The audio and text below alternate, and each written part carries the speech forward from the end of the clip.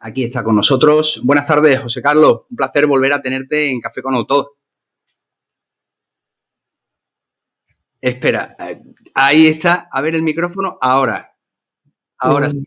Un saludo entrañable, Bruno. Gracias por invitarme a este formato de promoción de la cultura, ¿no? Y de la humanización, al fin y al cabo. Al fin y al cabo. Bueno, me ha encantado eso, como lo has dicho. Y me lo quedo. Me lo quedo, te lo copio con tu permiso.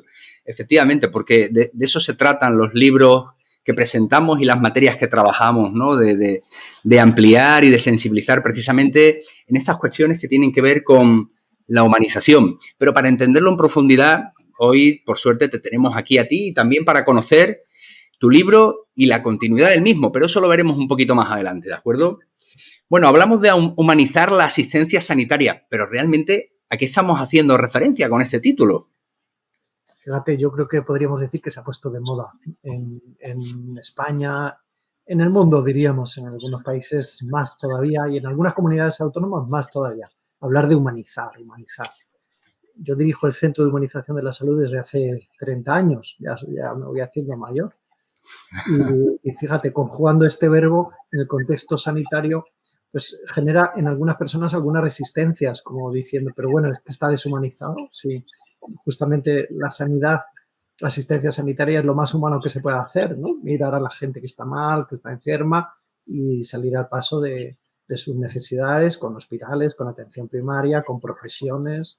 Sin embargo, es verdad que necesitamos conjugar este verbo. Es verdad porque corremos el peligro de que la tecnología colonice este mundillo, corremos el peligro de que algunos verbos como cuidar se consideren de segunda categoría y lo primero se ponga curar, y curar a veces pues haciendo todo lo que se puede.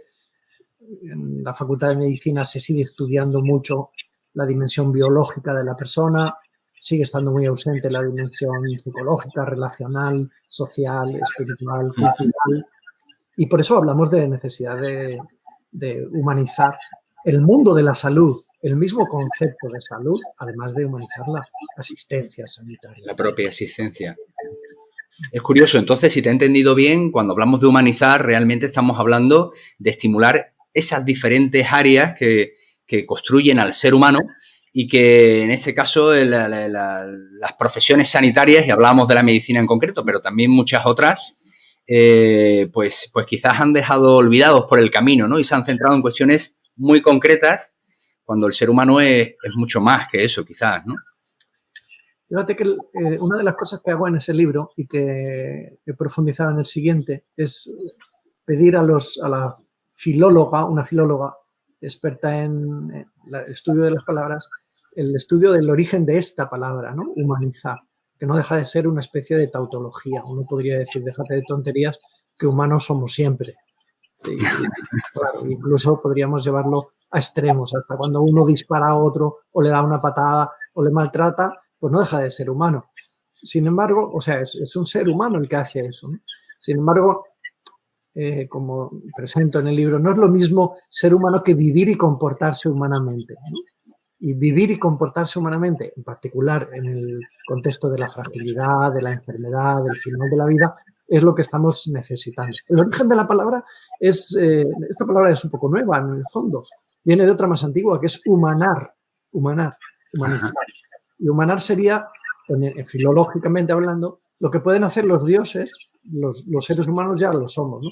Sería abajarse, humanizarse, humanarse, encarnarse, ¿no? En lenguaje filológico, ¿no? Y por lo tanto también en este sentido pues es un mundo simbólico.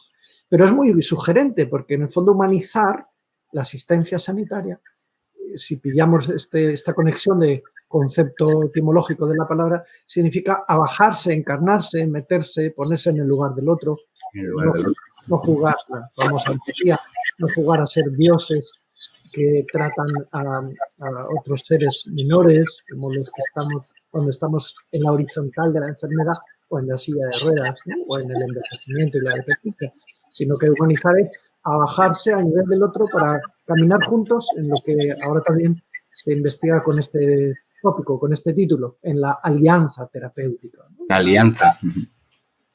Bueno, y ciertamente la alianza que es tan importante, sabemos que que llegue a explicar al menos en las situaciones de psicoterapia, abordaje psicoterapéutico, hasta el 33% del éxito de ese abordaje. Es decir, que es una cuestión muy importante esa relación que se establece con la persona necesitada de ayuda, ¿no?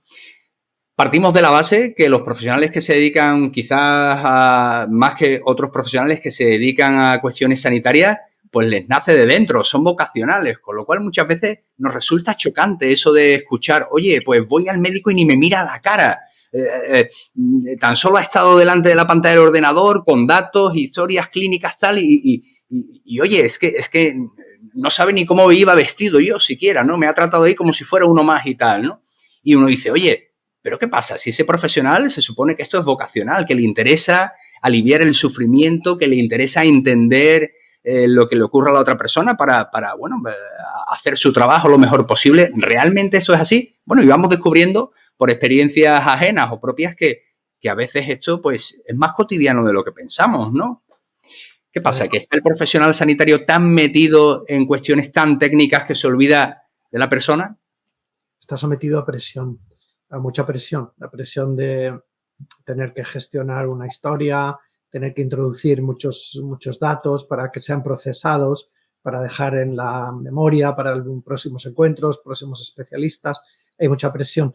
Pero también está la presión de dicho sea respetuosamente, de la incompetencia que algunos profesionales de la asistencia sanitaria, no por su culpa o porque falta de suficiente altruismo o búsqueda del bien, sino porque fueron formados en facultades en las que lo relacional brillaba por su ausencia. Y me decía un alumno de una asociación de médicos en una facultad de medicina donde yo enseñé durante unos cuantos años, 8 años, me decía, mira, nos enseñan a contar mitocondrias hasta con los dedos de los pies, pero no nos enseñan a escuchar. Entonces, digamos, refugio que vemos en la pantalla, en las teclas, además de ser una presión del guión para buscar un bien del paciente, ¿no? Dejar ahí la historia, procesar la información, etcétera, es también la expresión en muchas situaciones de una torpeza heredada del propio proceso, sin que esto sea moralizante ni moralina, Sí. ¿no? Del propio proceso formativo en el que no hubo entrenamiento a la medida en que es necesario y sería ideal. Por ejemplo, pues muchos pueden haberse pasado 5 o 6 años en una facultad de otras profesiones también, de diferentes profesiones, y no haber hecho un juego de rol, no haber tenido un actor delante para ser supervisado, no haber pensado nunca cómo entregar una mala noticia, cómo gestionar una reacción agresiva de un paciente o de una familiar, qué hacer cuando alguien te mira a los ojos y te dice, doctor, estoy muy mal, ¿verdad? Señorita, esto no está yendo bien. Pues, mira, anecdóticamente, como estuve enfermo que me pilló y tuve que estar en el hospital, pues me acuerdo un día que vino la doctora y pobre mujer, porque mira en qué situación, hay que quitarse el sombrero, eso de entrar en la habitación en esa situación donde había 2 pacientes, otro paciente y yo, y le dijo, le llamó por su nombre, ¿le duele algo? Y este hombre echó a llorar, un hombre de 70 años, catedrático de economía en una universidad, en fin, un caballero también en este sentido cultural, y se echó a llorar y dijo, doctora, me duele el alma, mi mujer también está enferma, está en otro hospital y no sé si nos vamos a volver a ver. Y la respuesta fue, ya, pero le duele algo. Fíjate qué paradigmático, qué fuerte, ¿no? Yo creo que sufrí, valga esta expresión, por los dos, ¿no? Por el paciente que se encontraba no atendido humanamente, ¿no? Y por el malestar psicológico, relacional, que se notaba, se percibía en esta, llamemos torpeza, deshumanización, que también hay una responsabilidad colectiva. Por ejemplo, habría que preguntar a los responsables del mismo hospital, ¿cuántas acciones formativas promueven ustedes sobre la parte blanda, ¿no? Sobre las competencias relacionales? Esas competencias. Y probablemente pues estemos al día en el uso de los aparatos más modernos y de los avances tecnológicos que gracias a Dios tenemos cada vez más. Eso también es humanizar, no es lo contrario, ¿eh? Pero hay mucha carencia y por eso se justifica que hablemos de humanizar. Pero no solo humanizar el trato, porque este es un ámbito. Hay también que humanizar las infraestructuras, ¿no? Que están a veces pensadas solo pues, en el paciente y poco en la familia o poco en los trabajadores. Hay que humanizar el sistema que gestiona las listas de espera para buscar un equilibrio o una sostenibilidad y te hace que esperes meses en ocasiones de sufrimiento, ¿no? De convivencia con un síntoma que no es interpretado todavía porque te toca esperar, ¿no? Excepto si es en el grupo de las urgencias, ¿no? Todo este correctivo que hace el propio sistema fantástico que tenemos en España de protección social universalizada, ¿no? Hay que quitarse el sombrero ante nuestra historia. Pero este correctivo de hacer esperar genera mucho sufrimiento evitable. Y bueno, pues este es un campo de humanización, obviamente, ¿no? Como lo es también todos los fallecimientos que se producen fuera de sitio, digamos, ¿no? Rodeado de tecnología, cuando en realidad al final de la vida tiene que estar rodeado de acompañamiento, de familia, de humanidad, de aceptación que llega al final, de integración, de competencia también emocional, espiritual, de un nido que sostiene a la persona mientras se va y a su familia, ¿no? Y no encarnizarse con más máquinas de las que son necesarias. Bueno, son diferentes campos, como bien sabemos. Bueno, qué interesante eso que estás proponiendo. Suena, si me permites la expresión, un tanto revolucionario, idílico, diría, porque efectivamente no solamente es humanizar la competencia, el trato, la asistencia del profesional, sino hablabas de las propias infraestructuras, los edificios, el facilitar también ese acceso a cuestiones que son muchas veces intangibles pero tan necesarias. Ponías el ejemplo de pues ese tramo final de la vida en una persona que está a punto de despedirse de ella, ¿no? Y está lejos de su familia. Lo hemos visto ahora mucho en esta situación pandémica, ¿no? Ese testimonios que salían en los diarios, ¿no? En donde pues el familiar de turno decía, se ha muerto allí solo, rodeado de máquinas y tal, y poco más, y personas, lógicamente, por su protección, enmascaradas y tal, personas desconocidas y uno lo sentía en las carnes propias y decía, qué momento, ¿no? De verdad, esto no se podía haber evitado, pero bueno, necesitamos las infraestructuras, darle esa visión que tú estás comentando que me parece tan interesante. Aprovechando además que acabo de comentar el tema, lógicamente, de este contexto pandémico, también hemos podido ver múltiples ejemplos y situaciones de desborde profesional, de compromiso máximo, ¿no? En muchos profesionales que quizás más allá de los medios, pues le han dado ese plus, ¿no? A la situación que requería, ¿no? De interés, de cariño, de acompañamiento y de alguna manera pues uno llega incluso a cuestionar a lo mejor algún prejuicio que pudiera tener previo, ¿no? Sobre ese trato humano que muchas veces no encontramos y quizás en esta ocasión tan extrema, tan radical, sí lo hemos visto que esos profesionales realmente le late dentro el acompañar a las personas, ¿no? Lo que pasa que quizás hemos entrado y aquí queremos conocer tu opinión y también alguna salida que tú vislumbres.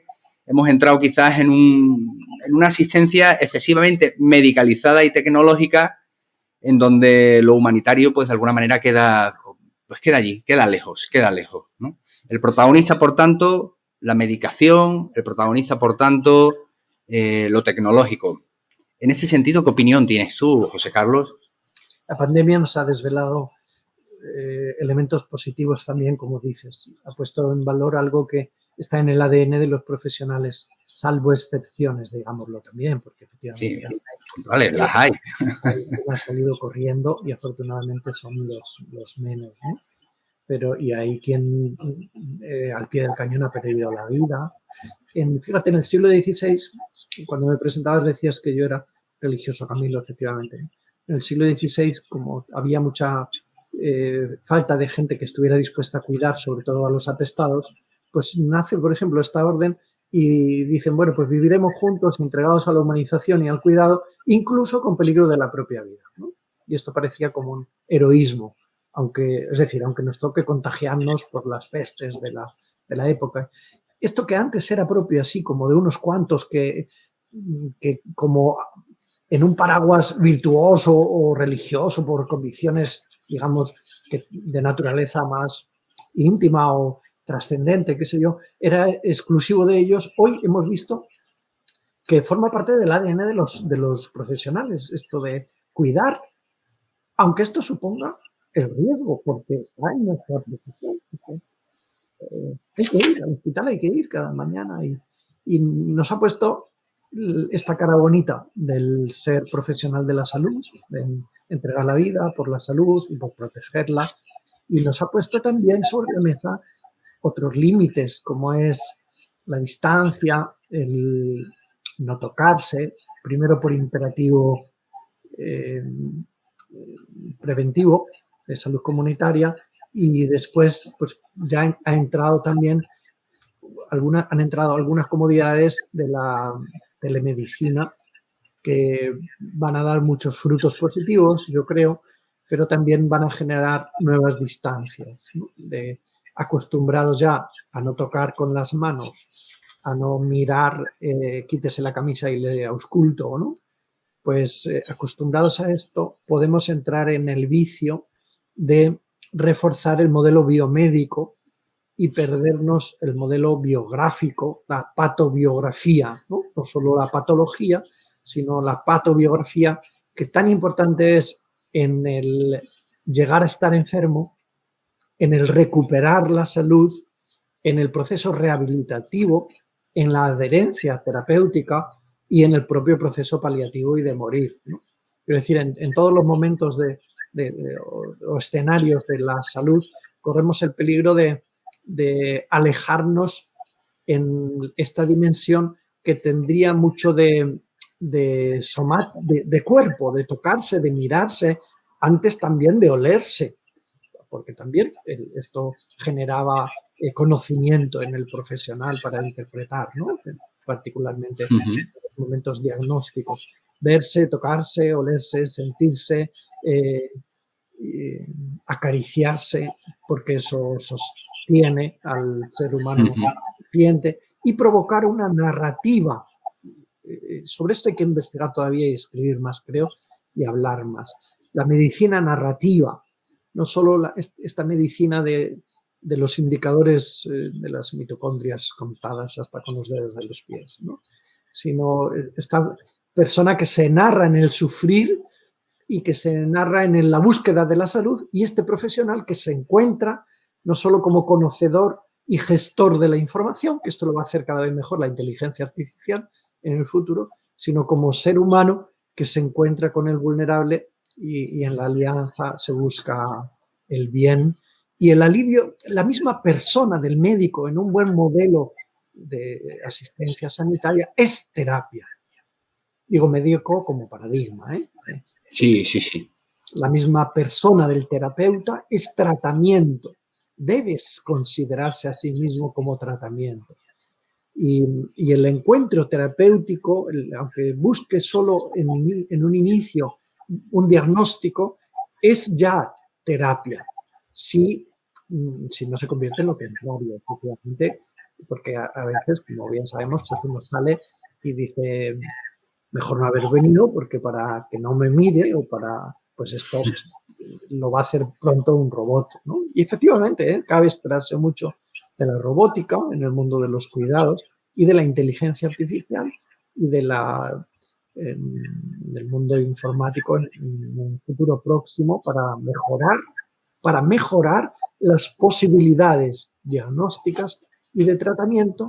Si esto no se divorcia, en el fondo está divorciado en buena medida de la dimensión más específicamente antropológica, que nos define como seres humanos distintos radicalmente del cerdo, que en lo biológico nos parecemos tanto. Digo este animal justamente para decir, pues si en lo biológico somos tan parecidos, pero somos tan distintos en la condición humana que como no tengamos cuidado, pues ser profesional de la salud se va a parecer a ser veterinario de cuerpos humanos, sin ofender.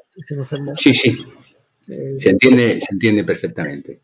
Es un riesgo también que está metido en la dinámica de la propia investigación biomédica, que efectivamente investiga más en el campo donde se gestionan datos de nuestros líquidos, de nuestros humores, de nuestros, más que gestionarse experiencias y combinación de el anhelo profundo de salud como experiencia biográfica más que biológica. Es un mundo que afecta, por lo tanto, el de la humanización, a la misma concepción de la salud, a la misma concepción del ser humano, a la misma definición de la enfermedad y lo que significa realmente ser profesional de la salud para ayudarnos unos a otros, ¿no? Qué interesante todo esto. Iniciábamos la conversación y entre las razones que compartías con nosotros hablabas también de una formación muy profunda, centrada en lo técnico, en lo tecnológico, alejado de lo relacional, de lo psicológico, de la integración de distintas visiones. Y quizás esa era una carencia que ya los sanitarios, y hablabas de la medicina como ejemplo, pues quizás ya traían. Pero luego también el propio sistema dificulta mucho que esa faceta más relacional pues pueda encontrar acomodo y pueda nutrirse precisamente de esa construcción relacional que tanto ayudaría a entender al profesional, pero también a la persona a encontrar respuestas y alivio. Me viene a la cabeza ese típico ejemplo y alguna vez tomando pues un café con algún colega ha surgido la cuestión. Dice, es que entro en consulta, Bruno, y voy como una locomotora, o sea, y voy viendo personas una tras otra, y es que no me da lugar, ¿no? Y dice uno, bueno, es un día y otro día y otro día, al cabo de un tiempo importante, al cabo de unos años, este estilo de trabajo realmente se convertirá en algo parecido a un castigo para el propio profesional, que terminará quemado, terminará desengañado, desencantado también de no poder quizás desplegar su conocimiento o sus iniciativas. En fin de cuentas, ¿dónde voy? Que si el sistema está viciado, por mucho que nosotros intentemos quizás trabajar con los profesionales, difícilmente podremos contrarrestar esa inercia, ¿no? En estos últimos años, como sabes, pues se presenta este tema también sobre la mesa diciendo peligro, que los profesionales se pueden quemar, ¿no? Que pueden padecer el síndrome del burnout con esa sobredosis de despersonalización, de burocratización en la relación, esa pérdida de lo más genuinamente humano, también por saturación, no solo por estrés en sentido de cantidad de actividad, sino también por pérdida de las más genuinas motivaciones que se pueden desgastar por muchas causas, también el perfil de la personalidad de los profesionales, ¿no? Bueno, hoy afortunadamente, además de peligro de quemarnos y de caer en la rutina y la estandarización de las conductas, en la atención en salud, también estamos hablando de otras categorías que son un poco, que compensan un poco, como es qué bien que también se puede experimentar satisfacción, ¿no? En el trabajo, este tipo de trabajo, la así llamada satisfacción por compasión. No solo tenemos peligro de quemarnos y de caer en la rutina y en la desmotivación, sino también tenemos la posibilidad de sentir que estamos haciendo lo mejor que puede hacer el ser humano, que es aliviar el sufrimiento, promover una salud como experiencia de armonía, de felicidad, de realización, no solo de silencio del cuerpo, que esté calladito los órganos, sino de conquista de bienestar. Y qué bien, esto genera una satisfacción de vuelta, que a veces se hace tangible y ante la que también en la formación habría que insistir. Qué bien que se puede ser feliz siendo médico, se puede ser feliz siendo enfermero, siendo camillero. No es solo un modo de trabajar lo es una profesión, son profesiones, sino que también son caminos de realización personal y qué bien que genera de vuelta, además de tener un precio, el precio de la empatía, la fatiga por compasión, el riesgo del burnout, qué bien que tiene también un retorno de satisfacción porque construimos un mundo más humano cuando trabajamos por la salud y por el morir digno, ¿no? Morir con los síntomas aliviados, con los malestares paliados. Quiero decir que esta parte positiva también hay que ponerla en valor para buscar la cara bonita, no solo el riesgo, y también para no convertir el tema de la humanización en un arma arrojadiza de culpabilización recíproca, ¿no? La culpa la tiene el sistema, espero no caer en esa también yo. La culpa la tiene el sistema, la culpa la tiene la formación en la universidad. Un poco de esto estamos diciendo de todo, ¿no? La culpa la tienen las personas que se refugian en los teclados y en las pantallas. Espero que no sea un discurso moralizante, sino más bien un análisis serio de lo que significa ser humano. Hay una antropología, debe haber una antropología detrás de la mirada a la salud y a la enfermedad, ¿no? Y también una mirada de satisfacción. Qué bien que podemos ser felices cuidando en el sufrimiento y aliviándolo, ¿no? Me ha encantado, la verdad, no había caído nunca en esa reflexión que has compartido y me parece muy poderosa, ¿no? El estar en ese espacio de trabajo en torno al sufrimiento y el alivio del mismo en la medida de nuestras posibilidades o conocimiento y sin embargo también tener ese retorno, ¿no? De satisfacción por el trabajo hecho, por la entrega, bueno, muchas veces también porque hemos conseguido paliar ese sufrimiento que realmente era objeto de nuestro esfuerzo, ¿no? Seguimos hablando porque está la temática muy interesante con José Carlos Bermejo, que hoy pues, nos está hablando acerca de humanizar la asistencia sanitaria, un libro que va ya por su segunda edición en Desclée de Brouwer y precisamente nos hace esta invitación a mirar desde una perspectiva amplia no solo al profesional, sino al objeto también de trabajo del profesional, la persona, su contexto relacional, familiar y cómo en los distintos momentos de ese camino que supone transitar de la salud a la enfermedad y de la enfermedad a la salud, pues cómo determinadas cuestiones son necesarias que revisemos y que de alguna manera no perdamos de vista, ¿no? Porque es verdad que posiblemente la humanidad debe mucho de su avance a la investigación médica, a los diferentes abordajes que se han visto refrendados por la evidencia del éxito, de la utilidad, de la viabilidad de los mismos y eso ha redundado en entender mejor al ser humano en su estudio y en su abordaje, ¿no? El de las enfermedades.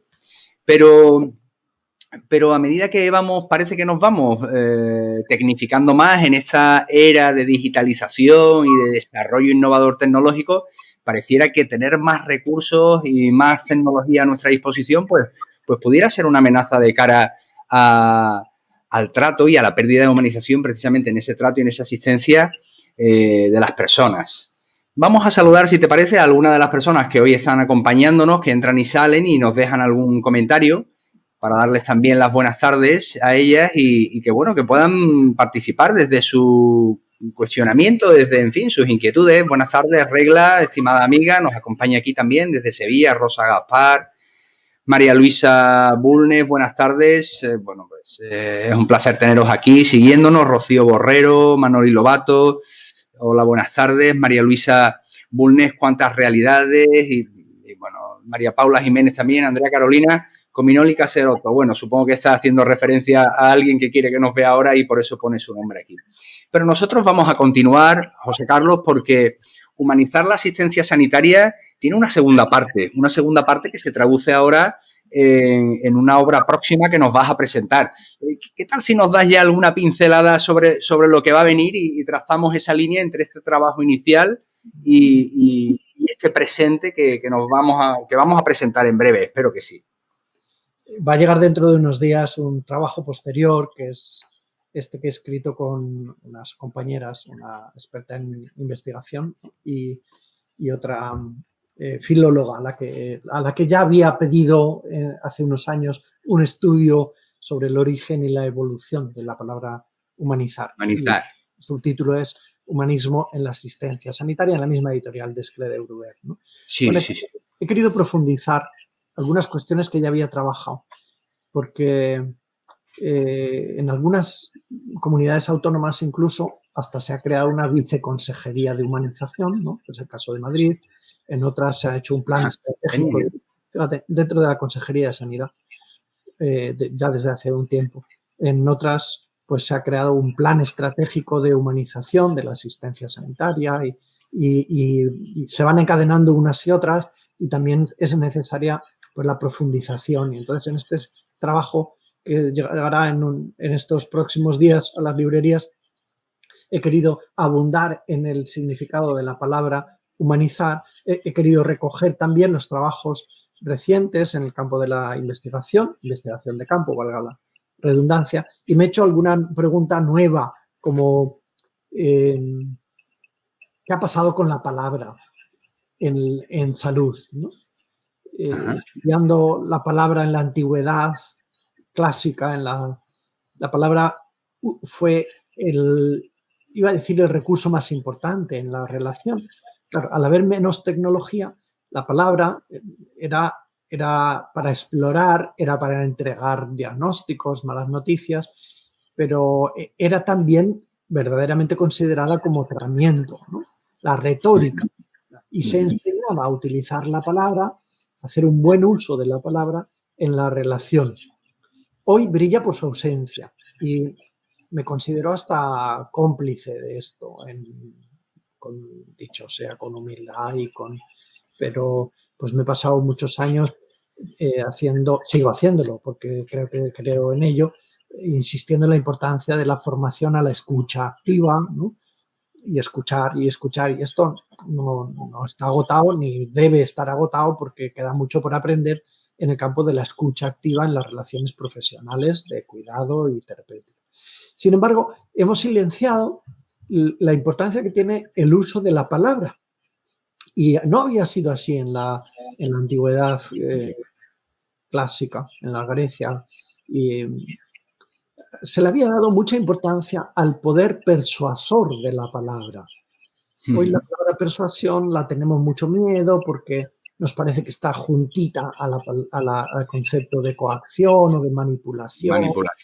O de influencia indebida y está en los demás, y estamos todavía subiendo el volumen de la importancia de la autonomía, del protagonismo del paciente en los procesos. Todo esto es un gran valor, una conquista, pero a mí me parece que nos quedamos atrás si no ponemos sobre la mesa, si no recuperamos y por lo tanto hacemos cosas concretas como acciones formativas, revisión del poder que tiene la palabra en todos los procesos asistenciales de cuidado, de diagnóstico y de tratamiento. Las mejores tecnologías, por decirlo en breve, las mejores tecnologías hacen un fantástico diagnóstico y sin una adecuada adherencia terapéutica el paciente se nos pierde. Totalmente. Se nos pierden porque no se tomará la pastilla, porque no vendrá a la consulta siguiente, porque no querrá operarse, porque no hará rehabilitación y por lo tanto no se recuperará bien de la prótesis que le hemos puesto, porque seguirá teniendo conductas que le contribuyen a estar mal. Por lo tanto, o recuperamos el poder de la palabra y su valencia persuasiva, en el buen sentido, obviamente, y a esto le dedico bastantes páginas, o no conseguiremos entrar en algunas necesidades de humanización que se vuelven a percibir en las facultades, ¿no? Y en las salas de atención hospitalarias y en la atención primaria. Así que este trabajo le tengo un particular cariño en este sentido de introducción de nuevos elementos y profundización de qué le pasa a esta palabra humanizar en su evolución histórica, ¿no? Bueno, qué interesante una vez más y me encanta ese derrotero por donde has tomado para esa última obra que nos presentarás en breve, porque efectivamente el uso de la palabra es tan importante y la sensibilidad al mensaje que estamos transmitiendo en un sentido más amplio, no solo la palabra, sino el elemento comunicador, lo verbal y lo no verbal, ¿no? He tenido ocasión de mi función como psicoterapeuta y con determinados abordajes que hago, pues veo muchas veces personas que vienen con una impronta sugestiva, precisamente de profesionales de alto nivel sanitarios que de alguna manera han reflexionado en voz alta frente a la persona sin ser conscientes del impacto persuasivo que esas reflexiones tenían y cómo han condicionado la evolución de la persona, ¿no? Y bueno, yo veo ahí la mecánica sugestiva, persuasiva y digo, es que lo que ha lanzado ese profesional es una bomba, ¿no? Recuerdo una señora aquejada de dolores crónicos, síndrome de dolores crónicos muy incapacitantes, que en parte de las entrevistas que hacíamos y el abordaje, un día en una conversación dijo, es que a mí la vida me cambió el día que el médico me dijo que me acostumbrara a vivir el resto de mi vida con dolor y sufrimiento. Fue casi una condena. Digo, es que eso no es una prescripción, eso es una condena. Y ciertamente ella, que era tan buena paciente, y el profesional, que era un profesional de referencia y de autoridad, pues bueno, de alguna manera dejó esa impronta en ella, ¿no? O sea que el tema de recuperar la palabra, estimular el desarrollo de competencias precisamente en el uso de la misma, en la propia escucha de la palabra del paciente, me parece una herramienta esencial. Antes incluso nos hablabas, ¿no?, del cómo transmitir esas noticias dolosas muchas veces a la familia, ¿no?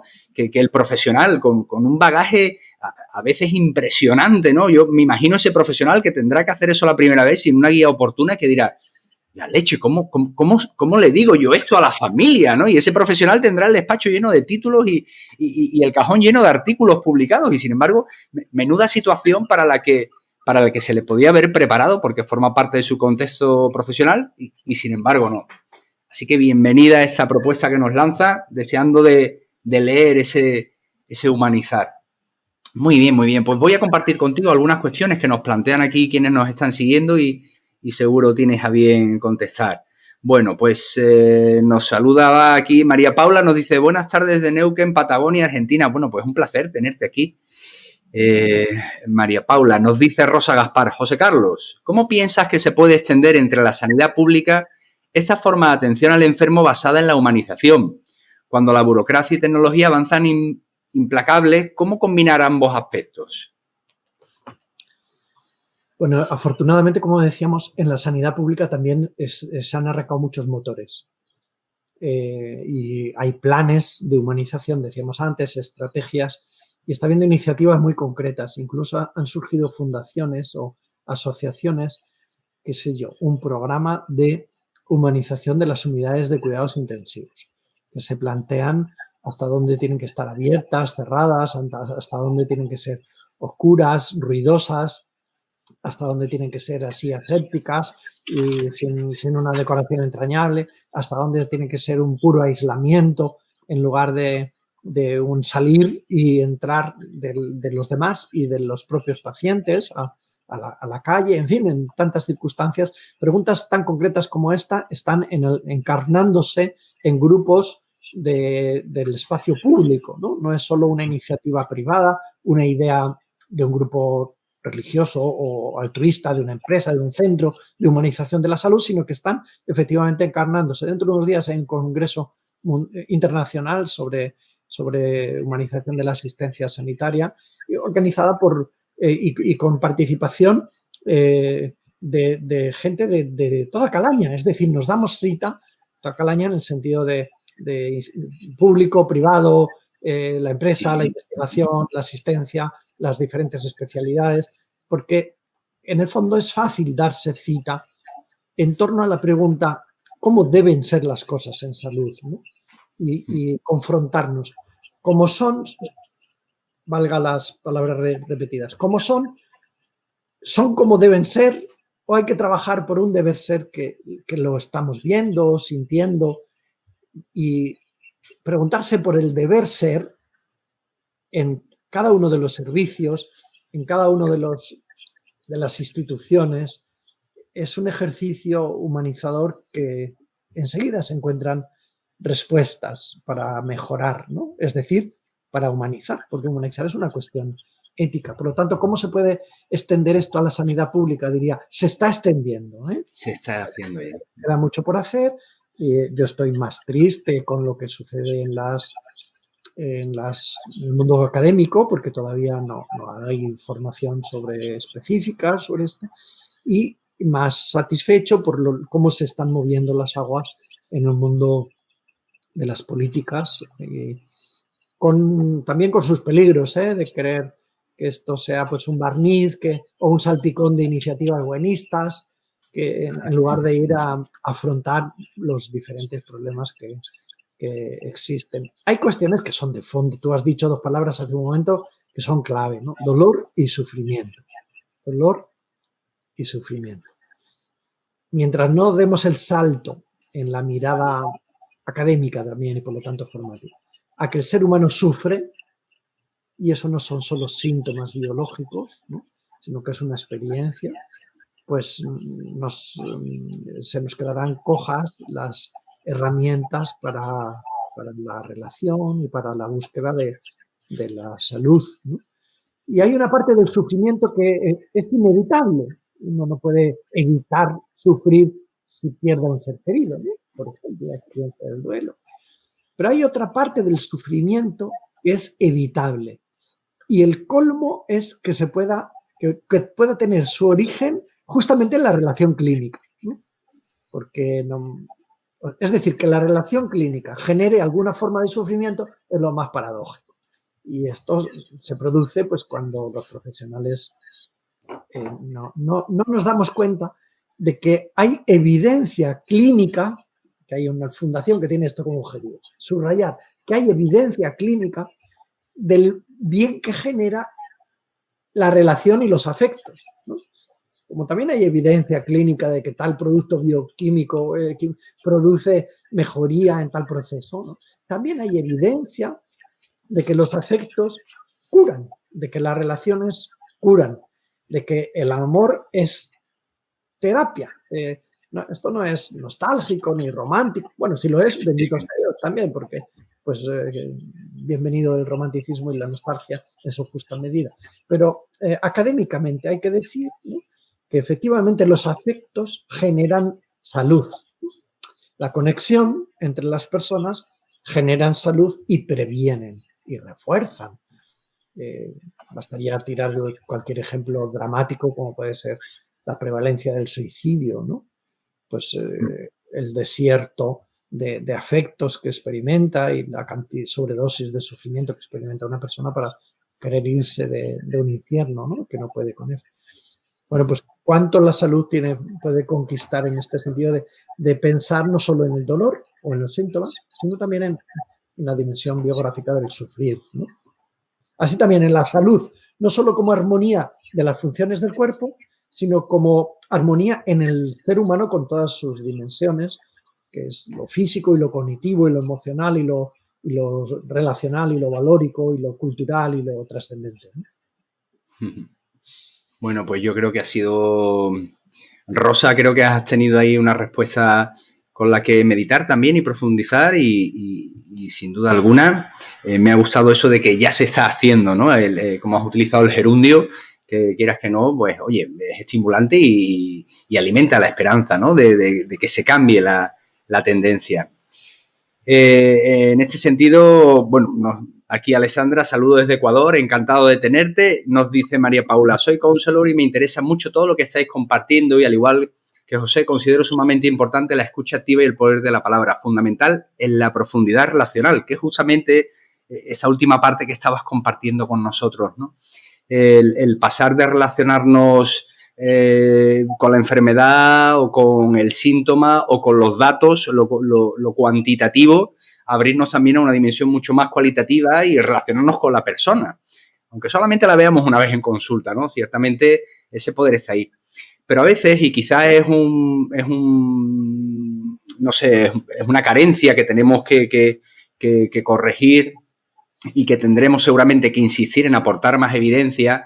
Recuerdo no hace mucho en un congreso, bueno, no hace mucho, quitando este año, que es como un paréntesis, ¿no?, justo antes de la pandemia y el confinamiento, pues un congreso de cardiología que se hizo aquí en Sevilla y se presentó, bueno, pues se presentaron una serie de herramientas todas tecnológicas, nuevas aplicaciones, tal y cual.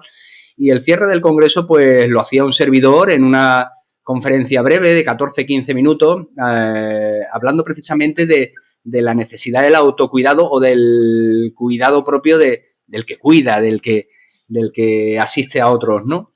Y hablaba de mindfulness, hablaba de la necesidad de mirarse dentro, de saber provocar esos estados y tal, ¿no? Y bueno, recuerdo que terminé la ponencia y ya cuando íbamos todos para el cóctel, una de las grandes eminencias médicas que había allí, había viajado además directamente desde Estados Unidos y tal, una cardióloga, pues se acercó a mí y me dijo, Bruno, me ha encantado lo que nos has compartido, tal y cual. Y cerró, y yo, claro, yo estaba encantado de que me dijera eso, pero cerró su conversación con una reflexión que me dejó seco. Me dijo, qué bueno, después de tanta ciencia, tener algo así tan ameno, ¿no? Me dejó frío, me dejó frío. Como si lo que yo hubiera compartido realmente no tuviera ese fundamento científico y de evidencia, de validez, ¿no? Pues entonces, por eso lo digo, que quizás necesitamos insistir todavía más para los grandes defensores o la ortodoxia científica, decir, oye, es que los datos también nos acompañan, no solo es la opinión de quien nos dice que se siente mejor, es que el dato está aquí, es que mira esta medida, ¿no? Mira estos análisis, mira, reflejan la intervención que estamos haciendo. Y quizás desde hablar ese mismo lenguaje, pues también facilite la apertura, ¿no? A esta manera de trabajar lo relacional, precisamente, ¿no? Así que... Bueno. Que María Paula insista en, bueno, se presente como counselor, ¿no? Porque efectivamente este mundo, el del counseling como forma de acompañamiento de relación de ayuda, en las dificultades, en las búsquedas del cambio, en alivio del sufrimiento, este mundo del counseling se está mostrando muy capaz de acompañar a los profesionales de la salud a cualificarse en el mundo relacional, ¿no? No solo se forman o se deben formar en counseling quienes quieren ejercer como counselor, que esto existe en algunos países como profesión, es el caso de Argentina y de Venezuela y de algunos países del norte de Europa, sino también formarse en counseling, en España hay varias posibilidades para hacerlo, quienes quieren cualificar sus relaciones de ayuda profesionales, ¿no? Yo ya soy médico, yo ya soy enfermera, yo ya soy trabajador social y tengo que buscar algún mundillo para adquirir esas capacidades de escucha, de respuesta, de confrontación, de persuasión adecuada, de personalización, porque si no las palabras se quedan como tópicos, ¿no? Por ejemplo, la misma palabra empatía, que es una de las claves que debidamente se utiliza para hablar de humanización, pues puede ser una palabra inflacionada, manida, un tópico, cada vez más típico, tópico típico, que no sea que no se profundice debidamente para que efectivamente se convierta en una actitud a encarnar en las profesiones de cuidado, en particular en salud, ¿no? Por eso el counseling da mucho de sí y yo me gasto buena parte de mis pasiones también en la formación académica, en el counseling, con estos objetivos, ¿no? Bueno, pues ahí quedó María Paula y efectivamente has nombrado varias especialidades sanitarias y yo te diría incluso a los propios psicólogos, ¿no? O a los profesionales de la psicología también, que se nos presupone ya traemos este tipo de competencias desarrolladas y no es así, porque también cada vez más tenemos una formación mucho más científica basada en el análisis de datos, la creación de hipótesis y nos alejamos del desarrollo de este tipo de competencias que luego, pues bueno, quien se sigue formando efectivamente o se especializa en cuestiones más psicoterapéuticas, quizás sí tiene acceso precisamente a cuestiones tan esenciales, ¿no? Ahora que lo pienso, digo, ¿qué cuestiones tan esenciales? Y a veces tenemos que hacer un curso de experto para poder trabajarlas, ¿no? Cuando deberían de estar en la base realmente de todo, deberían de estar en la base, ¿no? Pues, si te parece, podemos hacer una invitación a quienes nos están siguiendo y quienes nos verán luego también acerca de, bueno, pues las bondades y lo que pueden encontrar en humanizar la asistencia sanitaria. ¿Te parece, José Carlos, que en ese sentido, pues, traces una línea en base a los contenidos, aspectos, bondades que se pueden encontrar en la lectura de tu libro para personal profesional, pero también para cualquier persona interesada en estas cuestiones? Así que, adelante, por favor. Pues a quien está interesado por conjugar el verbo humanizar, yo le felicito porque es noble conjugar este verbo en todas sus formas y en todos los ámbitos. Pero quien quiera quejarse por deshumanización, yo creo que también debe hacerlo porque hay motivos para hablar de deshumanización. Bueno, en este libro yo he puesto un orden para decir cuáles son las causas de la deshumanización, para que no sea solo palabras o superficiales. ¿Y cuál es el fundamento y el significado de la palabra humanizar? El fundamento antropológico, filosófico, ético de la palabra humanizar, que es la dignidad intrínseca del ser humano. Digamos, para que no se convierta en una palabra bonita que, bueno, pues le ponemos cualquier contexto y ya. ¿Y qué queremos decir con eso? O un arma arrojadiza para culpabilizar o moralizar a algunos agentes que, por otro lado, estamos trabajando pues al servicio de la sociedad y del mundo sanitario. Por eso, entonces, ¿por qué podemos hablar de deshumanización? ¿Cuál es el fundamento de la humanización? ¿Cuáles son los ámbitos de humanización posibles, a los que en parte nos hemos referido?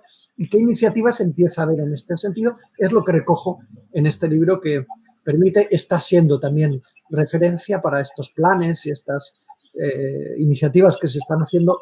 Me lo veo citado afortunadamente, ¿no? Porque sirve también para justificar y para utilizar un lenguaje común a la hora de conjugar, de planificar y de conjugar el verbo.